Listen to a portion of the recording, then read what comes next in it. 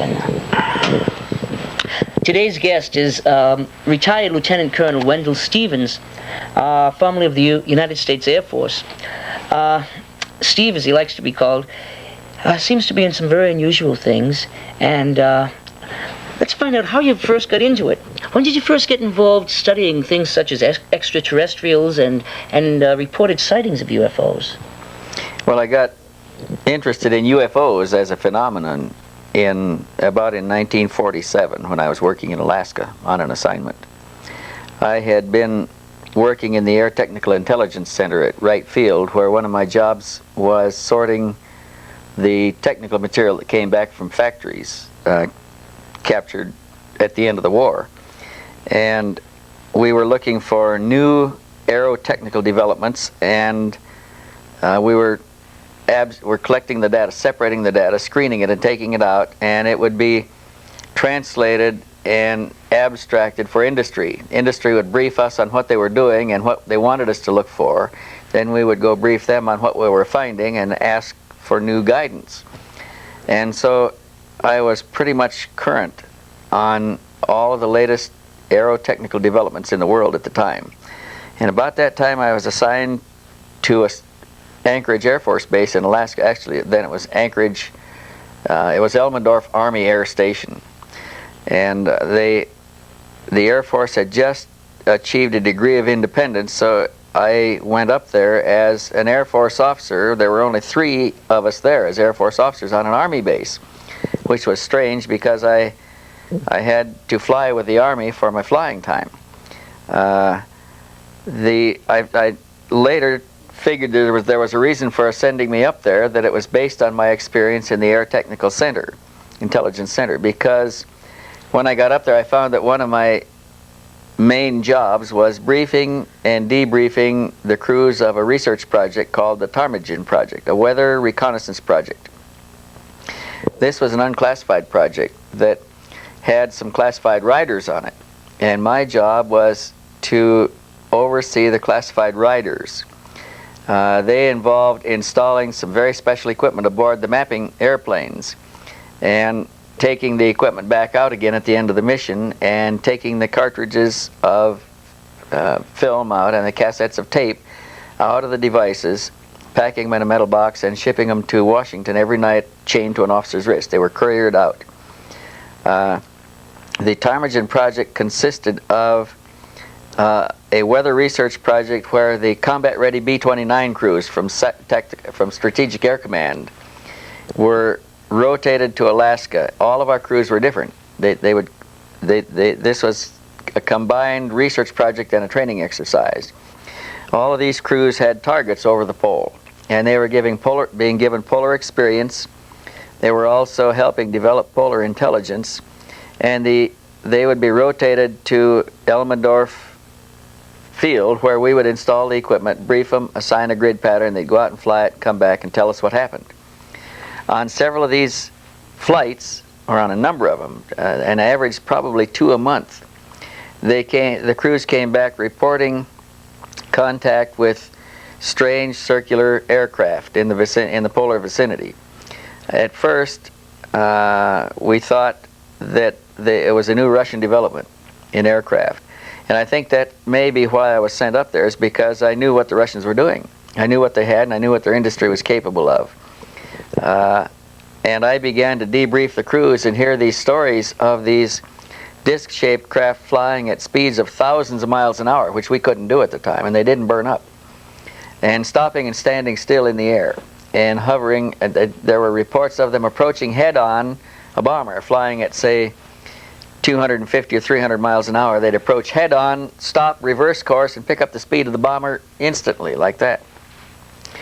And these were truly strange characteristics for airplanes. They clearly indicated a technology beyond the capability of Earth at the time. There were even reports of them sitting on the snow cap, sitting in the Arctic water, submerging beneath the water, emerging and flying away. And sometimes they saw formations of them, sometimes they saw them as streaks in the sky. At the same time that they were able to photograph these things, they were able to record the electrical disturbances aboard the aircraft, because they were already doing this in connection with the other research. So at that time, we generated both photographs, electrical disturbance recordings, visual recordings, movies and everything else of these devices incident to other programs. But this intelligence was important because it clearly told us that what we were watching were not Russian technical aircraft, not Russian developments, that it's something else. And I think that's really where the big effort in government research on UFOs began, was in the 1945 on. They picked up a lot of information from the Foo Fighters during the war that at first we thought they were an enemy development, but the war ended in 45, and this is 2 years later, and the things are still there. And so I think that a lot of things were happening then, and that's when I got interested in UFOs, is because of the unique nature of these aircraft that couldn't have been produced by Earth technology. I began my own research then. I never got to see any of the pictures taken, never got to hear any of the tapes, never got to see any reports on the data, because it's a one-way street. I was collecting an intelligence that it goes up and it doesn't come back down again. All they do is tell us something new to adjust, another way to look for data. A new piece of equipment would arrive to be installed on the B-29s to look for other things. Emission scanners that would scan the whole spectrum, looking for radio emissions that we weren't producing and that the Russians weren't producing. And we did pick up some, but I never got to see what happened or what they did with the data. So, since you began investigating, how often do these contacts seem to be made? I mean, is it on a fairly regular basis? That on a worldwide basis? Yes. I would say that there are contacts daily on a worldwide basis. Yes. Right here in our area, where we have a measure of local activity, we average a dozen good contacts a year, but they wouldn't spread out one a month. They come in groups. They're concentrated. But that's just Tucson. When I look at Seattle, they have about the same rate, but the timing is different. The grouping is different. If I look at Buenos Aires, Argentina, they've got about the same rate. So I've got to believe that the contact someplace on the surface of the Earth is at least daily, and maybe more frequently than that, and that a lot of work is being done by a lot of extraterrestrial intelligence.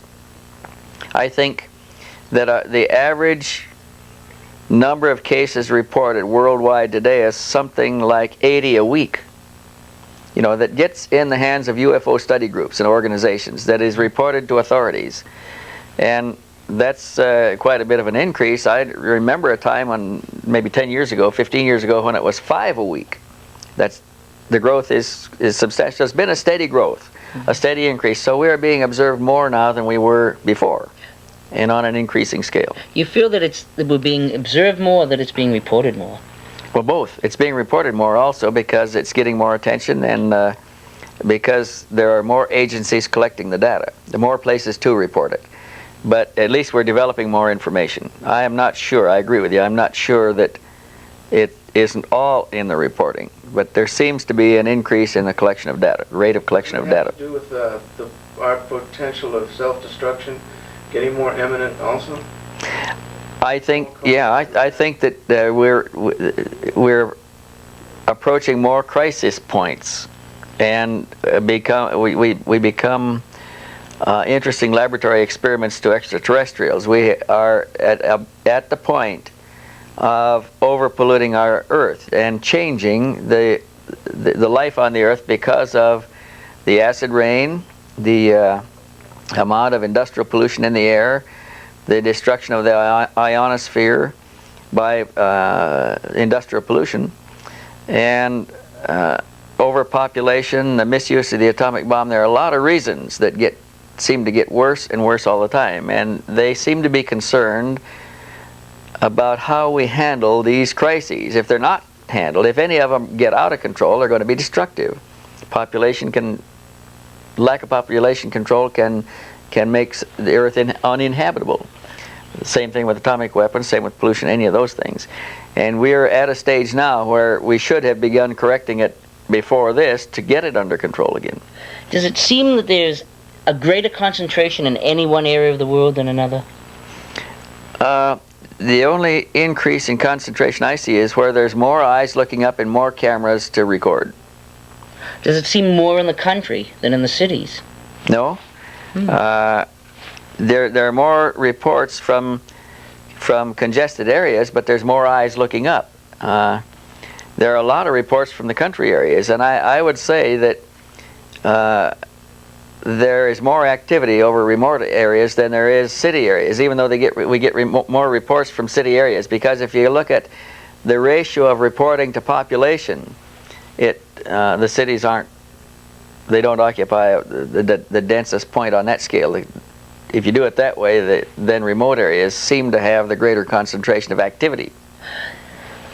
Do you know, is there any government that seems conducive to researching these in a way that's going to benefit humanity rather than the particular government itself? Well, the French government has established an official government UFO investigative agency, GEPAN, G-E-P-A-N. It's funded by the government, it's staffed by scientists, and they have a budget to investigate cases and develop the data on. I think that they're making progress. I think that we have such programs active here, but it's not public. They don't make any information public. I think our research is probably more advanced than theirs, but not on a public basis. From what you know, how long have these extraterrestrials been visiting Earth? I mean, well, the indications to me is than 47. No, the indication to me is that they've been here throughout all recorded history, and that we're just becoming more aware of them. There probably is no substantial increase in rate either. They probably have been a lot of visitations. In earlier historical times, we didn't have the media to carry the information, so everything was local. But we did have a lot of local reports that were quite spectacular. If you remember, in the 1400s, 3 cosmonauts got out of a spacecraft in France, near Lyon, I think it was. They were taken to the Bishop of Abelard, who ordered them stoned because they were strangers, intruders in the area. Tell me, it seems like, say, starting with 1961, Betty and Bonnie Hill, they were sort of examined, as opposed to some later cases where they seem more conversant with the people. Is it because they were different extraterrestrial types, or just that they've progressed to a point where they feel they've learned enough and they're conversing? Well, first of all, remember there was quite a bit of communication that took place between at least Betty Hill and the occupants of that spacecraft. They gave her an escorted tour about the ship. They showed her a navigational chart, and they explained how they navigated in space. They showed her routes frequently traveled and less traveled and seldom traveled. They showed her, she wanted to know where we were, or where they came from on the chart. And they said, do you know where your sun is? And she said no. They said, what good would it do for us to point out where we came from then? So then he pointed out, here is your sun down here. And he said, we come from here, and we have these routes to travel. But there was quite a bit of communication that took place in the short time they were aboard. But, you know, she says they also put a needle into her abdomen, that they apparently were checking their mouth, since they checked Barney and wanted to know why his Took his teeth out. So now what about, you know, we hear also about cattle mutilations. Are those experiments on animals, or? I don't know. Up until just probably a few months ago, we didn't have any clear indication that there was any relationship between cattle mutilations and UFOs. We had UFOs reported in the vicinity, strange lights and strange craft, and cattle mutilations taking place in the vicinity about the same time. But we didn't have any clear evidence that they were connected. Then APRO received a report of a group of people that had staked out an area where cattle were being mutilated over in New Mexico, and they succeeded in photographing a UFO in the air within hours of a mutilated animal. Then I understand just within the last few days they have received indication that an abductee, a person taken aboard a spacecraft, had seen a cow being dissected above that aboard. It's new information. I don't know any more than that. it is now the first connection that we have, though, if that's true, and if that report is valid, it's the first reliable connection we have between UFOs and cattle mutilations. It could be a form of them studying radiation effects and pollution effects on a life form. Yeah, it could be anything. Could be anything. Tell me, of all the cases you've examined, say percentage-wise, what percentage you feel is really pretty well substantiated? How valid, percentage-wise? Well, of the ones that I've looked at, where I've been able to look the people in the eye, talk to them personally, talk to the witnesses, go look at the sites, go look at the evidence, the landing marks if they exist, and anything else. So sometimes there's dead animals and damage to foliage. Of about 200 cases, I think, that I've looked at personally in detail, I would say that about 80% of them I would consider valid, that really happened. The other 20% might have something, either the person has stretched his story or something that leads to unreliability of information, and that the percentage of real ones might be higher than that, but I'm convinced that at least 80% of the ones that I've looked at are valid. I know that other researchers say that it's the other way around, maybe 20%, but then maybe we're looking at different cases, and maybe we're picking our cases differently. I think that a high percentage of them are really, really happening. I see the changes in the lives of the people. I see evidence that can be examined and tested, and I believe that the percentage is high. I'd like to mention a few things and just give me your feeling on them. 1947, the flying saucer in New Mexico.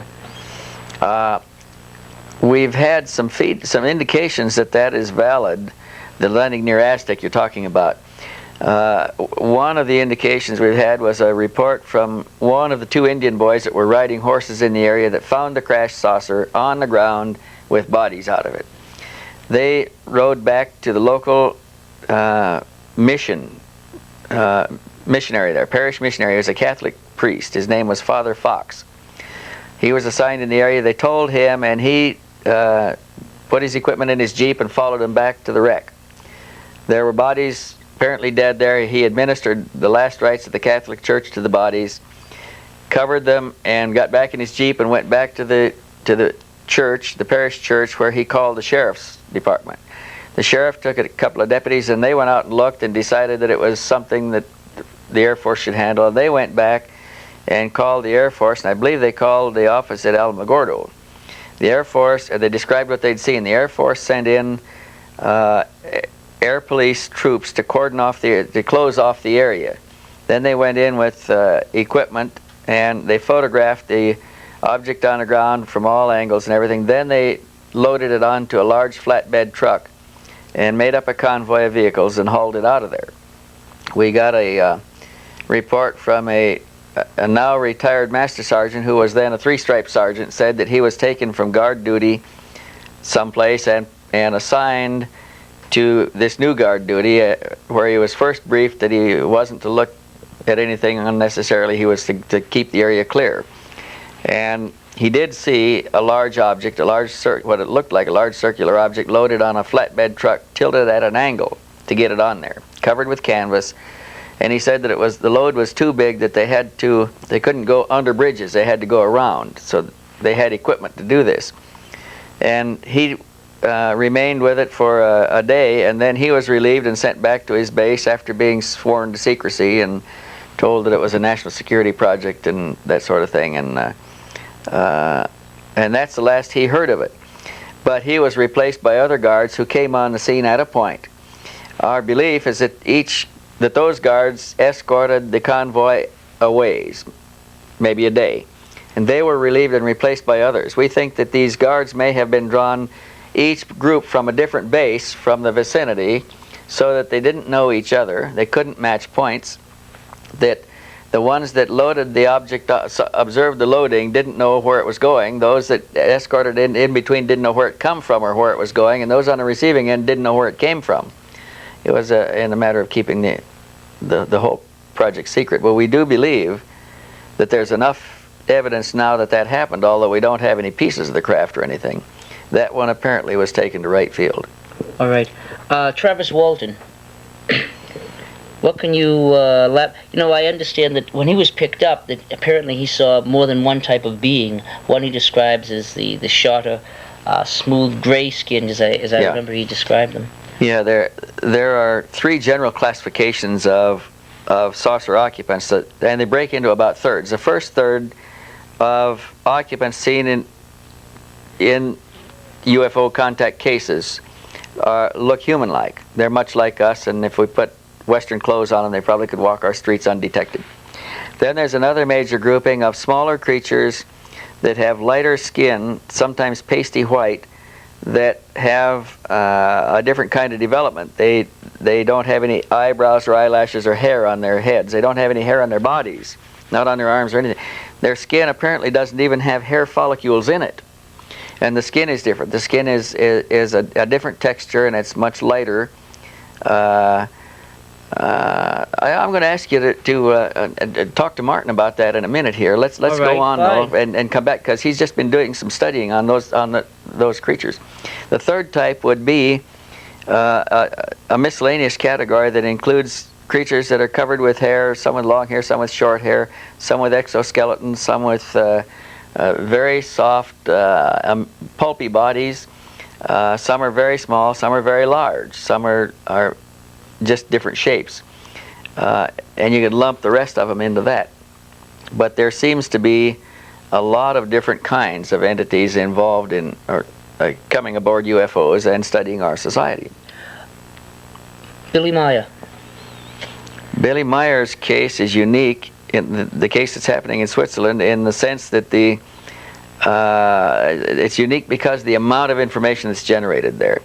He has taken a lot of good, clear photographs that we can analyze very carefully. That haven't been able to do this with the fuzzy, moving shapes, and then the lights in the sky at night don't lend themselves to proper analysis. These disc-shaped, structured objects in the sky, below the horizon, in front of clouds, through clouds, that have been taken by Billy Meier lend themselves to computer analysis in a particular way, and we can study them in greater detail. We have more of them also. We have, in the case from Switzerland, we have metal specimens, 4 different metal specimens we're studying, and they're unique. We have recorded sounds of the spacecraft that we're studying. It's unique. Couldn't be duplicated on Earth. The metals show, I guess you could sum up by saying that they appear to be precipitated from primary matter to the dense stage of density they want by some cold condensation process done in a vacuum. And that's something we can't do here. We hear reports occasionally about the ships themselves being organic, somewhat attuned to the pilots that are controlling them. Have you heard any stories along that line? Anything that might be substantiated to an extent? Yeah, there seems to be some evidence of that, but in the Swiss case, again, we find probably the best corroboration for that. The aliens themselves have explained that the central part of their computer is an organic component. It's a grown organic component, because the organic component can rationalize better than inert materials can, chemical materials. And because it has an organic component, which is you might call it a cloned brain. It's tissue cells grown to a particular specification for use in the computer. But because it's tissue cells, and because tissue cells are animate material, they can communicate with the computer telepathically and get answers back telepathically through the organic component. So now they say that and they've demonstrated this, that they can get out of the ship and leave the ship empty. All the people can get out. They can send the ship away telepathically, leave it on station someplace, and call it back telepathically when they want to reboard it and go away. Now that's interesting, because that's a slight extension of technology to do that. A slight? Well, more than we can do, but not more than they can do. Right. Tell me, have they given any indication as to their particular lifespan? Yes, they say that in their controlled environment, artificially produced aboard their spacecraft, where they have no air pollution, they have no cosmic radiation filtering through, They have pure water, and the foods are processed to the degree that they eliminate a lot of bulk. Their foods are more nutritious and less of it, and the water the same way. They enjoy, because of these ideal controlled conditions, they enjoy lifespans from 800 to 1,000 years. Now, they're relieved of the stresses of our society also because they have no economic system, they have no political system, they have no order of rank and precedence, none of the things that stress us. They have in their relationship between the sexes almost equal parity, and they don't have bills to pay, they don't have pressures, so they enjoy long lifespans because the conditions are ideal. They say that when they're here on the surface of the earth and exposed to our conditions, that their lifespans are shortened for the time that they're exposed to a degree. And they do experience some difficulty. However, they can get out of the spacecraft, breathe our atmosphere. It does, in time, affect the nasal, it affects the sinuses and makes their eyes water, but they can handle 2-3 hours out of the spacecraft without resorting to environmental gear. Have they given an indication of what they subsist on? Is it similar to the type of food we might eat? Yeah, they grow it or produce it all aboard the mothership, but they have gardens there. They raise vegetables and fruits. They also produce protein foodstuffs at lower orders like algae and lower order things. They don't raise meat animals like we do. They don't have cattle, they don't have meat of that kind. They see that Earth humanity is still requires a certain amount of animal protein, and although they say that we're going to grow away from it, they observe that we eat meat. I don't think that they eat meat. Do you know of them actually saying that we require it, or that we can do with it? Or? Well, we've gone through a stage that required it. We should have grown out of it by now, and we're slow in doing so. We need what we need to meet the requirements of our society. Laborers working underground in coal mines and doing heavy labor wouldn't have been able to survive strictly on nutritional food. They required a certain amount of protein, animal protein, Tell me, how many contacts has Willie Meier had? He had his 130th contact while I was there 2 weeks ago. He observed, though, that those are the official contacts. Those are the ones that he was allowed to make notes on. He's had another 28 contacts where the information imparted was of a personal nature to him or the group, or information on future developments that he was not allowed to record, or even to record the meeting. He was told not to, and he observes their requirements. So he, in fact, has had more than 130 contacts, but he has had 130 that he's published or has prepared notes from. And that's since January of '75? So that's since January of 1975. When he has contacts with them, he knows ahead of time that they're coming, or they just show up?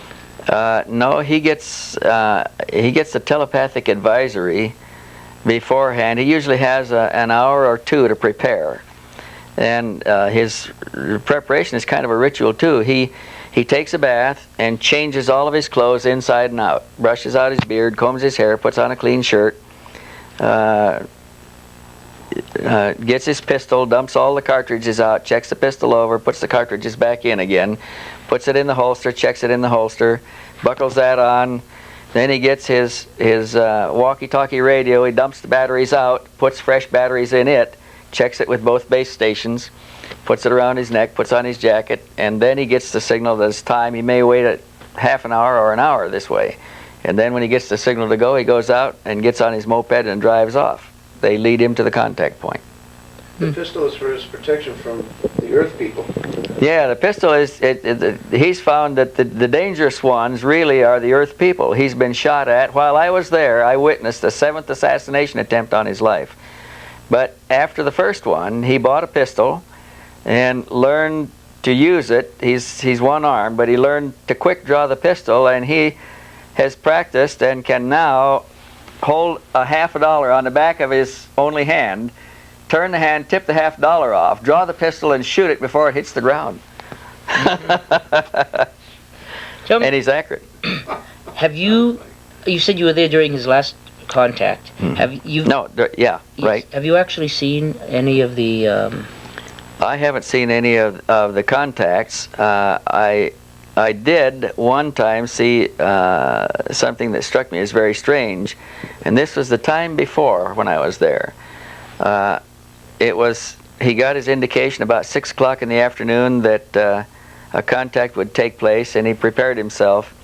And he was in the kitchen. I believe Elsi was there at the time. I've never discussed this with her, but he got the signal to go, and it had been raining all day. And the ground outside is porous, but it's fairly level, and it was soft on the top down to about 3/4 of an inch. And you'd make tracks in the ground up to maybe a ½ an inch deep.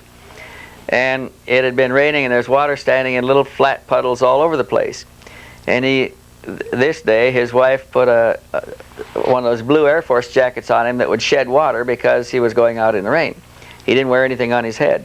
But anyway, he got the signal to go when I was at the far end of the table, and he went out the kitchen door, and I ran around the table and down to go follow him out. But they had a big dog chained at the steps that ran out to his chain and scared me a minute. Then I went around him and out the door in time to see the door at the end of the shed. There's a long shed from the kitchen door to outside. And I saw the door at the end of the shed close, so I know he just went through it. And I ran to the door and jerked it open, and he's gone. And in the mud were about 3 or 4 footprints went out that far, and there was water still running in, filling them up from the puddles around there and little drops bouncing in them. And I didn't see any more, and I looked around the house this way and that way, and no sign of him. So I don't know where he went or how, but which brings us to how he gets aboard the spacecraft. At first, they would land the spacecraft, and he would go aboard through a doorway, a port. Then that happened for a number of contacts. Then there was a change in procedure. They did not land the ship. They hovered it above the trees, and they'd turn on a beam of light, and he would go up the beam of light to get aboard. Then there was another change. A time came when they wanted to take him aboard from a remote distance, and they simply beamed him aboard from where he was. And that can be done from inside of a building, in the basement of the house, in a car, anything, where he just blinks out and he's gone. He's aboard the spaceship, comes back the same way. And all of these departures and returns have been observed by one or more of the various members of the group around him in Switzerland there. Are there many people how big a farm is this that he's on? The farm is it's 10 acres, isn't it, Elsie? How big, how many hectares? Hectare, 20. About, 20? Yeah, 20 hectares. 20 hectares, that's about 12 acres, yeah. About 12. So that's not really a large farm. Are the people... Switzerland it is. Oh no, what I meant as far as area, so that, it's not so large that people on another adjoining area couldn't see what's happening. Yeah, but he has military compound on one side, and the other side drops away down into a deep valley, which is somebody else's property at the bottom. Well, the bottom is yours, isn't it? Yes. In fact, the landing track, one landing took place in the valley just below the house, and they photographed the development of those landing tracks for a year, watching the change in the vegetation and so forth. Elsie, why don't you join us now, please? We'll just... There we are. Thank you, dear. Now. Okay, Elsie is one of the regular members of the group, has been there for a long time. She's been there for 3 years. She lives on the property with the other permanent members of the group around Billy Meier, observing and recording and keeping track of what's going on. Oh yes, on about 3 years, I know now Billy Meier. And when I heard about those UFO activities, I was not really interested in all that. I have never seen before. I heard about flying saucers, but that was all. But then I heard that those people, those aliens coming from the Pleiadians, were giving Billy teaching. And in this stuff I really was interested. That's why I now about in November, last November, left school just to start to study the whole stuff, because it is a big stuff of teaching. Mm-hmm. So I'm just studying yet, and I'm not just well, I can tell a few things, but what do you feel you cannot tell? Don't. Well, yes. Well, but I mean, there is so much, would be so much to say, but in one point is they are telling him what people already know. They have to look better after the earth. They should not the chemical stuff. All the water is going to be poisoned. They are all those gases and the what do you call atomic bombs. Atomic bombs and all that. That's very wrong. And also we are having too many people living here. Overpopulation. Yes, overpopulation about 8 times. That on the planet Era, it's just they have only so many people as the planet is able to carry. And it's limited there. They control the population to that level. And only this they have been telling Billy, and Billy has put this on a paper and sent it to different governments. But people don't take any notice. Why have they been coming here? There are different. They have come.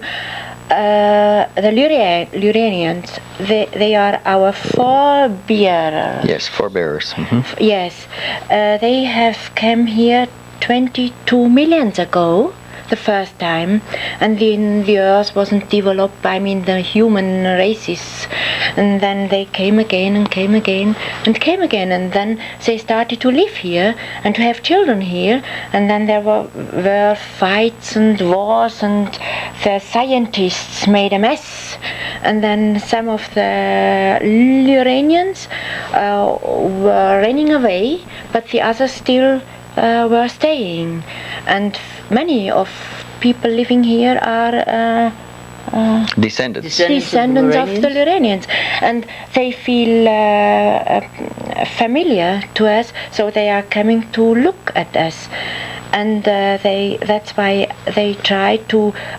In the beginning they came as gods, mm-hmm. and then they were very like a despot, mm-hmm. and kept earthly people little. And now they are more developed, and they think that's not the way to do it. Now they start teaching. We have to do the work. They are giving us information, and then we have to develop. We have to do the work by ourselves. Ourselves. Have they made any specific suggestions along lines we could follow, how we could really improve, any steps we could take? Well, by thinking.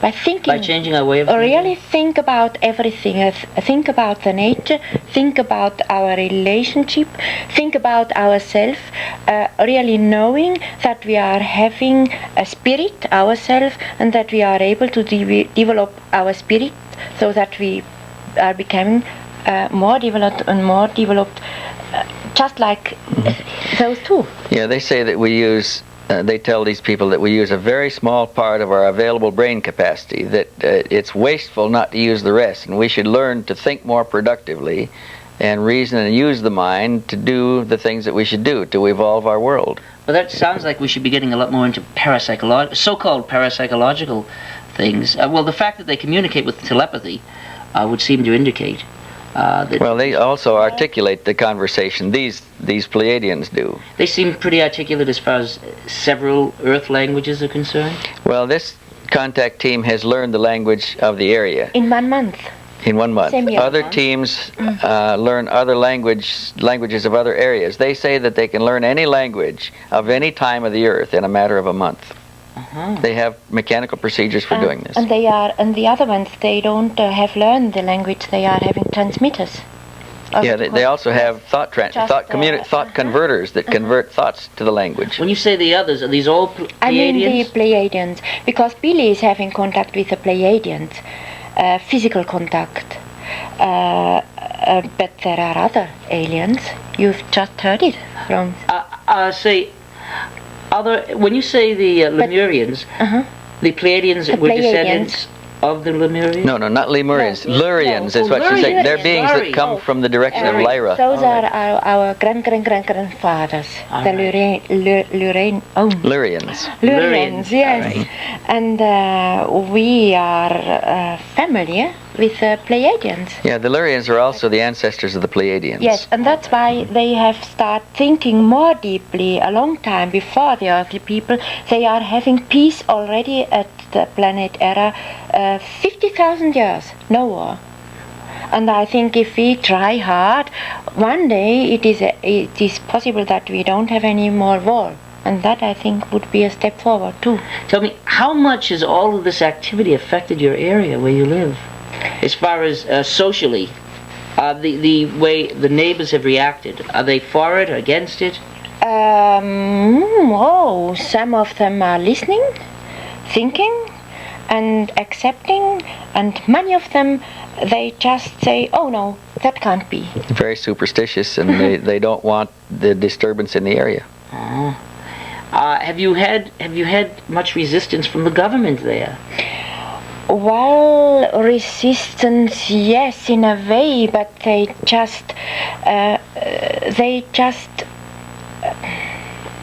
don't come and try to listen.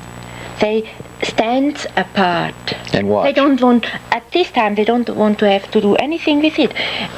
In contrary, if somebody is going to tell them, we have seen something, they notice it, they put it down, they say, we haven't seen. After. We haven't heard.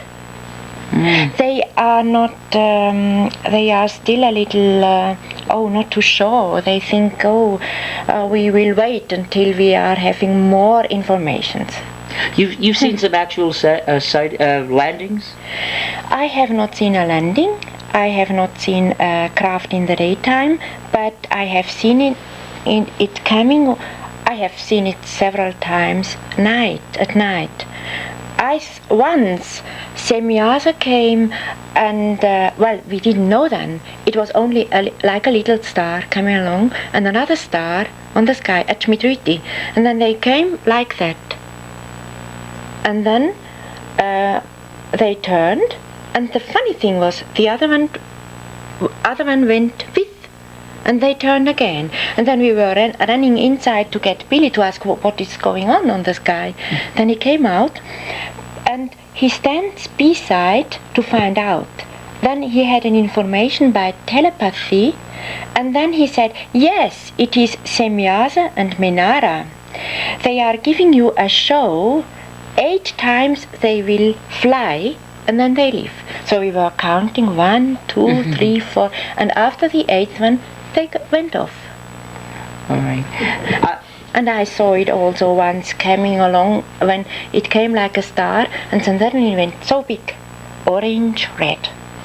And then I heard a noise of an aeroplane, and you couldn't see anything more. Blinked out. But then Billy came, looked at me, and then he just did what you have been telling, went inside, get ready for a contact. And then I could see him walking around the house behind, and nothing. Then after I could see that star flying away again. And then after about an hour we had to find, or half an hour, we had to go, and Jacobus Perching had to go and get him far away. Yes. Could you give us a brief background of Billy Meier, his age, his educational background, either or both of you? Well, Billy Meier went to a normal school, but his most important teaching he had from the aliens. When he was about 5, 6, he first came along in an old craft. Yeah, more like Svarth a arrived in a bear. cylinder-shaped craft that landed on end and on 3 legs, tripod legs. A door opened and he got out and met Billy. He also told Billy at the time that he was the voice that Billy was hearing in his head, identifying himself as the telepathic voices that Billy had been hearing. Took him aboard the spacecraft and took him out into space for about an hour and talked about many things. Brought him back and told him that the teachings would continue, the telepathic communications, where he expanded the knowledge of this young boy well beyond the knowledge of his contemporaries in school. As a matter of fact, he became disinterested in the studies in the school because they were so easy, and he quit going to school. Also because he was a very poor boy, and the other boys would taunt him, and they would make him the butt of their jokes. They would play pranks and make it look like Billy was the one responsible, and the teachers would punish Billy. But that happened in my school when I was a kid, so I know how this works. And Billy tried to tell them the truth, but they were more willing and prepared to listen to the other boys from the wealthier families, and Billy usually ended up being punished anyway for something he didn't do. At first he felt bad about this, then he began to think that he began to think that the teachers were really stupid, not being able to see through these things, and he began to take a kind of a secret, in his own mind he thought that they must not be as smart as him because he knew and they didn't, and they couldn't seem to see through it.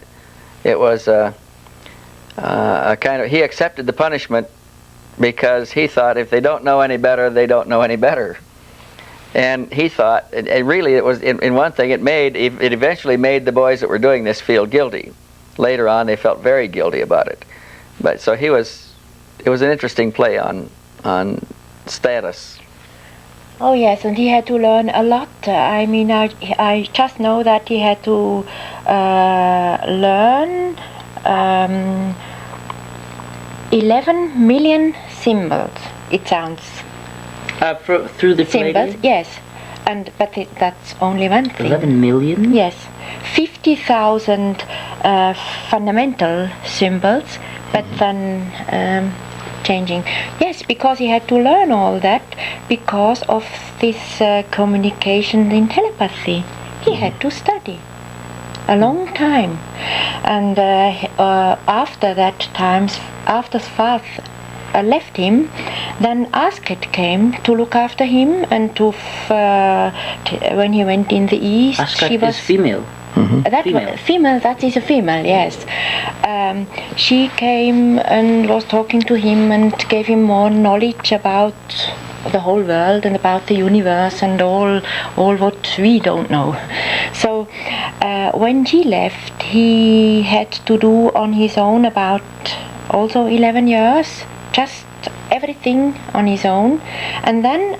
And 1975, Semyasa came, and that's really when the mission was starting. When a few people were interested in Switzerland about UFOs, and then a little group started to discuss those things. Yes. Have they given any indication why they have not made themselves more widely known? Do they feel it would either cause a problem or why are they not more widely seen by people? You know, in large groups, maybe people would begin to listen then. Well, they tried to do it once, but then they analyzed the people they would like to come, and then they found out that many of those people would be so scared that, and many of them would just shoot. Yes. We are not ready yet. At least in Switzerland, maybe that you are ready here. That no, may they be. Would probably react that could more be. So, yeah. But so we just are looking forward that it will at one time happen.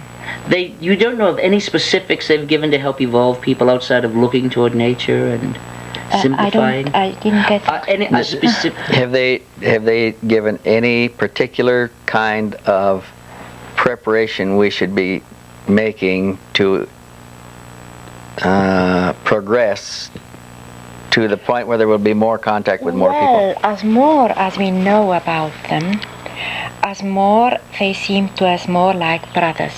And there are groups making angel out of them, but they are really human being like we, only a little more, big more developed. That's all. And as soon as we recognize that they are pilots on a craft coming through the universe, just staying here, then we don't will start those silly things to shoot or to be frightened, and also they are our thoughts. We usually are thinking without any control. We are sending out thoughts uncontrolled, like this, like that, and that they are not used to. Mm-hmm. It's difficult for them. They get a little nervous. So that's why we before have to learn to control our thoughts, to think in a neutral way. And as soon as we are able to control our thoughts, mm-hmm. then the communication will start. Most of us think destructively or avariciously. We want to acquire something, we want something to possess something, or we want to destroy it. We don't have organized, proper thoughts. And this frightens them a bit because all of these things are apparent to them simultaneously in the thought patterns. Their thought patterns are organized. They know what they're thinking and where they're going and what the objectives are. Martin, would you join us, please? Yeah, he's got some information. He's done quite a bit of study on alien creatures. Stay. Alien beings that will be interesting. Okay, please. You're putting this on Martin because... All right. All right. Elsie, please. Oh. Now it would be pretty cozy. Martin, tell me, what is your background? You mentioned earlier parapsychology and... Yes, I've been studying parapsychology for about the last 5 years. I've been working here at the university and also up at the University of Utah and the University of Oregon at Eugene. And what have you come up? How have you tied in? How have you come to see a connection between extraterrestrials and parapsychology? I really haven't. But there possibly is a connection that many of the unexplained events in parapsychology that. Say, for instance, leaving the body, or a person that is capable of moving dishes and things like this could, and this is of course experimental, could have had some of the genes or what have you from the back, going back to say 5,000 years ago. Of these people. That's why there's some people that are more prone to be psychic, telepathic, telekinesis than others. And since there are about 1,000 different types of genes, some of these, that's one particular research theory. And Martin has just been doing a review of the available information on analyses of alien beings. Most of this is not available publicly. He's working inside of the organizations. Ask him to describe a typical alien being and what was found in the pathological examination of the body. Oh, that's interesting because you hear occasionally about examinations being done, but you don't hear much about results that have come from it. Yes, well, it's been quite a while, and some of the doctors and what have you and technicians that have done some of these things have, of course, had to sign security releases, like Mr. Stevens has told you. When you sign a specific thing about a specific autopsy, you can't reveal that, or you can be held supposedly under the National Security Act. Well, anyways, some of the let's see, some of the autopsies that were done back in '56 on some of these crashes, and also in '58 and in '60. Some of the autopsy reports have been filtered out through some of the retired doctors and what have you that are no longer involved. And on some of the humanoids, the 4-foot, 3-foot humanoids, some interesting things have been found. One is that they have no internal digestive system. In other words, they take in no food whatsoever. They have no genitalias or any orifice for food. And also their mouth is just a slit, and there's just a little hole or what have you, about so big in there, and that's it. And there's many theories that they could be genetic clones, like biological robots that can be grown in some type of catalyst and then do the work of whoever their masters are. And also on several of the autopsies, it revealed that the blood, or what we would call blood, is a clear type of fluid, and it had similar to our blood with electrolytes and white blood cells. It had no red blood cells. And on one report, it's been shown that type O positive was the blood type of one of these humanoids. It wasn't a standard blood type, though? No, well, O positive is... It's the closest they could classify it, but it didn't have red cells. Well, I meant, have they found O positive consistently among... No, this is one peculiar. this is one peculiar instance that they've had. Has any autopsy work been done on beings that seem to resemble what we would consider human-like? Yes, from the information that I've gathered, and from several other sources that have been working on it, that there are humanoids that have had autopsies done on them that are just quite similar to us. Some have had no teeth, others have the exact same organs that we do, and there's a slight irregularity in the skin pigment, and also the cell structure, which is still hasn't been done by electron microscope or scan electron microscope, because the pathological specimens, from what I understand, are under a general category of specimen unknown, and just a number. And there's supposedly at the pathological, either the Smithsonian Institute of Pathology or the Walter Reed Institute of Pathology, and also the Air Force Institute of Pathology, have, from what I understand, samples, but they're not classified as alien being samples. They're classified as samples unknown with a number. The ones that have no teeth, if I remember correctly now, have either a monotooth or a bony ridge in there that takes the place of the teeth. So apparently the ones with the bony ridge must ingest something. Or probably not at all if they don't have indigenous... In that same grouping are the ones that apparently have a different excretory system. They have no anus, for instance. They have no, their ingestive system is very underdeveloped. A weak chin, a very small mouth, and no teeth, or just a bony ridge. That could indicate lack of... now, the fact that those that were found without genitalia seems to indicate that it could be possibly a form of a clone, or a It's possible. One idea, yes. We don't have any positive evidence. Anyway, these are conjectures, mostly. But some of the evidence is available for examination, is what the main thing I wanted to mention here. About how many of these beings, extraterrestrial for lack of probably a better term, how many have been actually examined?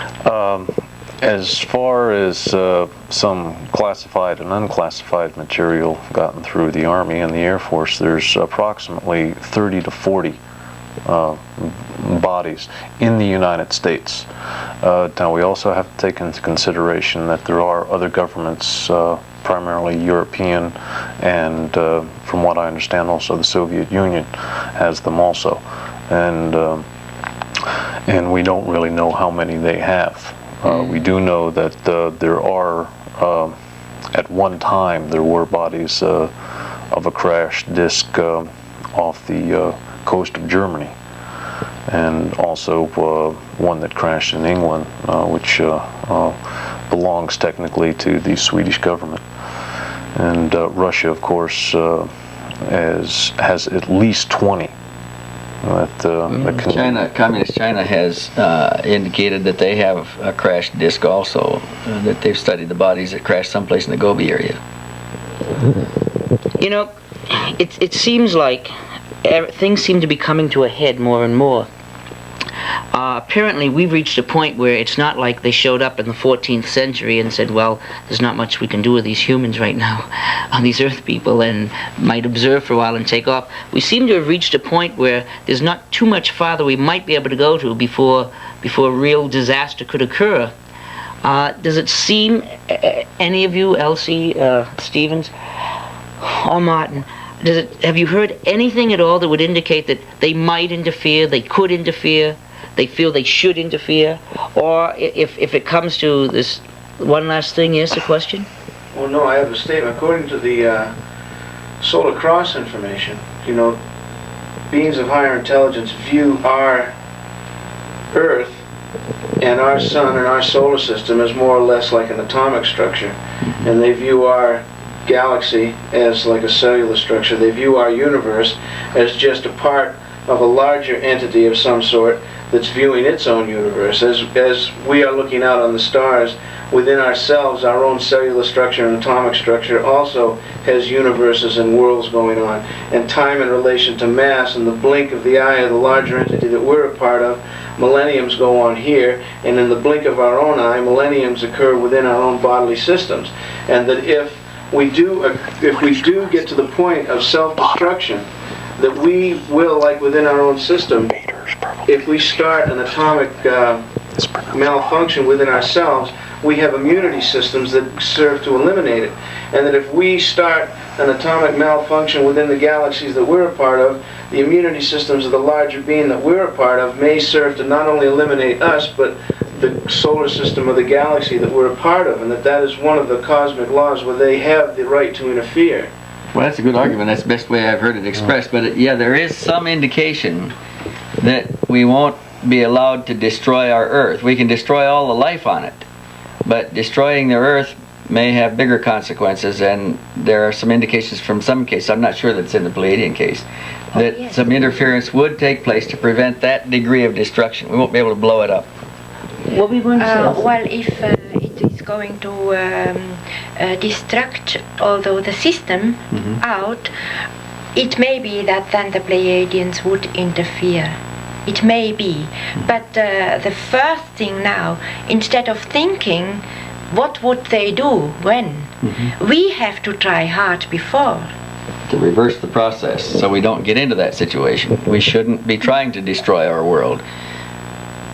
Tell me, you know, is there anything you'd like to add, Martin, before? Yes, to the question that you were asking before the theory was brought in, what can be done, or what is being done about the aliens, and why isn't anything happening?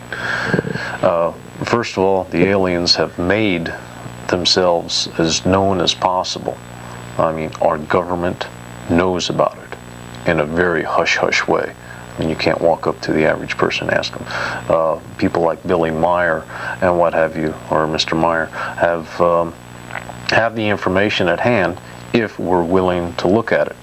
But one thing that's always puzzled me and what have you, that all the contacts and people that have been given contacts have never been given any type of collateral or money to do what they're supposed to do. For instance, Mr. Meier is supposed to publish, but yet they don't give him the money to publish. These humanoid bodies and what have you, that we know that they have, the discs that we know that they have, and people have sacrificed themselves by landing here, telling us that they are there. Why don't we look and try and investigate and scientifically analyze it? But yet, we can't, because every time we try, we're either stopped by the government or some unknown person or what have you, and it's just a big stymie. And unfortunately, until we can get around the secrecy of the government and realize that they are real, then maybe we can help our technology, our science, and our biological science to a better advancement. But, Colonel Stevens, there is something I'd like to ask you before it slips me. You said that many of these sounds that have emanated from these flying discs we're incapable of reproducing with Earth's technology. What is it? The frequency or the? No, we can't produce the whole sound. We can take any segment of it and reproduce it with synthesizers. In the case of the Meier case, of the Meier experience, there are 32 separate tones being simultaneously emitted. That would take 8 synthesizers and 4 mixers, costing a total of about $250,000 to do. We can make any straight segment, but we can't make the segment vary in amplitude because we don't have any amplitude varying equipment in electronics. We can't band lock the frequencies to change all of the amplitudes simultaneously. We can change frequencies simultaneously because we have frequency control devices. But we're not able to do more than make a straight segment of sound, and what we have recorded is a fluctuating sound with a beat to it. So yes, we cannot reproduce the sounds that Billy Meier recorded. We can reproduce any straight segment of it in synthesizers if you want to spend $250,000 to do so. Anything you'd like to add, Elsie? I only hope, just that in the future people will have open minds to listen to this and to also to listen to the teaching. It seems like going back to some of the ancient, for us, for humanity, ancient teachings, maybe some of the ancient Tibetan teachings or Chinese or even the yogic teachings, might be a key for us, a key that leads us to a more natural way of living, Yes. Yes, I think people have forgotten about the basic teaching. If they wouldn't have been twisting it up and keep it inside in them, I think we would be more developed yet. Where will it all end? I want to thank you all for your time and your energy and what you've given for Elsie and Colonel Stevens and for Martin. Again, one last thing anyone would want to say? I wish you the best of luck. Thank you Well, thank you. Thank you for your time. We haven't come that far. Well, you've traveled much further than we have. We've only come from California. You've come from Switzerland. Oh, I love it here. I like being home. Good. Well, you may be, because you may be visited tonight or something. All right, let's see. Get up and go to the sounds. Okay, here's a photograph taken by Billy Meier. It's number 200 in his album. Okay. One moment. Okay, here's one of the photographs taken by Billy Meier in Switzerland. This is picture number 200 in his album, and here we show a contact print from the original 35mm transparency. This is of the third variation spacecraft, and when we print this contact print directly into a print, we get this image here. That's the sharpness that we get. Then we took this image and to a commercial photography shop and had it custom enlarged from a transparency to a 4-inch by 5-inch internegative. Then we made this print from the internegative. This is a contact print from the internegative. You'll see it's a little bit sharper than the print from the original transparency. What we've done here is transferred the depth in the small transparency to depth again in a larger negative. The negative will pick up the depth that the paper will not. So then we took the 4x5 internegative to an electronic scanner, put it through the machine, and made 4 separate color separation negatives. The scanner scans 400 lines per centimeter horizontally and vertically, and simultaneously creates 4 separate color negatives for plates. Then we took those plates to a printer and had them printed onto poster paper and developed this much detail out of the same picture, where initially we couldn't see the detail. You can see a gold band around the top, you can see the shape of the top and everything else. Now that spacecraft, the sounds of that spacecraft were recorded on another date as a Swiss Army Mirage jet fighter made 22 passes on the ship. And here's the recorded sound. That's this ship over another location on another date when it was pursued by a jet fighter, and there you just heard the jet fighter go through. What is happening now, Billy? There is coming an airplane from the Swiss Air Force. Okay, we can hear the airplane in the background coming in. It's being vectored in on aircraft. She has put up the shield and also turned off all sound, right?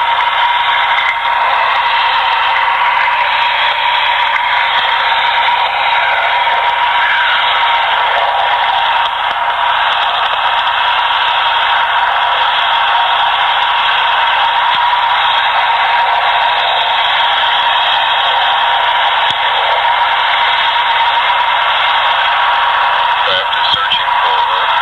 Can't see her. Now he is, I would assume, going away. There the jet fighter goes through again. Circling back.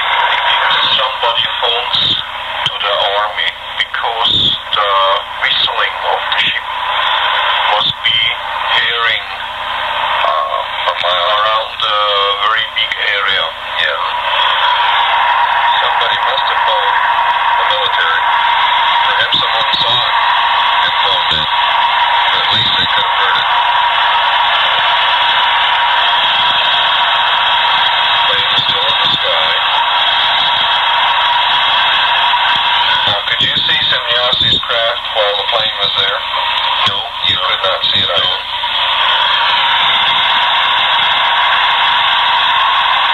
They came with 3 different planes. The first one, what you heard just now, that's a Pilatus Porter. That's a small plane. And the next time there came a U-52.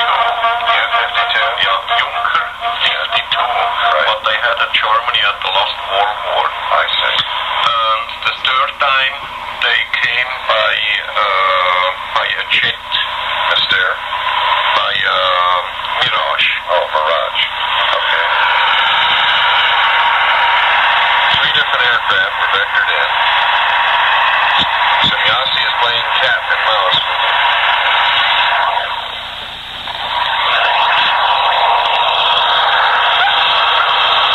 Dog barking in the background.